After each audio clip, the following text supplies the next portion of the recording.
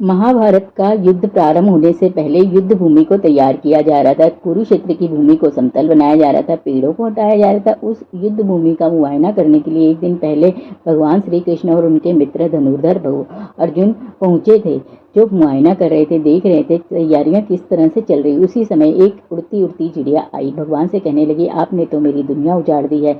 आपने युद्ध के लिए पेड़ गिराए जा रहे हैं। एक हाथी ने मेरा पेड़ गिरा दिया, उस पर मेरा घोंसला था, उसमें मेरे नन्हे नन्हे बच्चे थे। भगवान ने कहा, इसके लिए मैं क्या कर सकता हूँ, यह तो नियति का पहिया है, समय का पहिया लगातार चलता रहता है। चिड़िया मायूस होकर कहने लगी, मैं आप पर विश्वास तो कर सकती हूँ ना। भगवान ने हामी भरी। दूसरे दिन जब युद्ध शुरू होने से पहले भगवान श्री कृष्ण ने अर्जुन से कहा, उस चिड़िया के लिए मुझे कुछ करना होगा। धनुष और एक तीर देने के लिए कहते हैं। जो अर्जुन शस्त्र देते हुए कहते हैं, आपने तो शस्त्र न उठाने की प्रतिज्ञा ली थी। हाथी के गले में घंटी की तरफ निशाना साधते हुए कहा, नहीं नहीं, बस हो गया।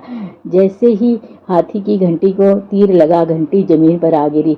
अर्जुन हंसने लगा, तुमसे ना हो पाएगा, मैं इस हाथी को नष्ट कर देता हूँ। बस इतना ही करना था। इस प्रकार से 18 दिन युद्ध चला और पांडवों की जीत हुई, विजय घोषित हुए। फिर से भगवान कृष्ण और अर्जुन संग युद्ध भूमि का निरीक्षण करने के लिए युद्ध के कारण बहुत सा नुकसान हो चुका था। युद्ध भूमि में साफ सफाई का काम चल रहा था। भगवान कृष्ण ने अर्जुन से कहा, रथ के नीचे उतरकर जमीन पर पड़ी घंटी को हटाने के लिए। अर्जुन सोचने लगा, हम तो युद्ध जीत गए हैं और मुझे घंटी हटाने के लिए कह रहे हैं। सवाल ना करते हुए जाकर घंटी हटा दी तो देखते ही आंखें नम हो गई। चिड़िया जो मदद मांगने आई थी और उसके नन्हे नन्हे बच्चे फड़फड़ाते हुए उड़ गए। 18 दिन युद्ध के समय सुरक्षित रहे। भगवान ने चिड़िया को युद्ध का विश्वास की हामी भरी थी। घंटी उनके लिए सुरक्षा कवच का काम कर रही थी, रक्षा कवच बनकर युद्ध के समय रक्षा कर रही थी।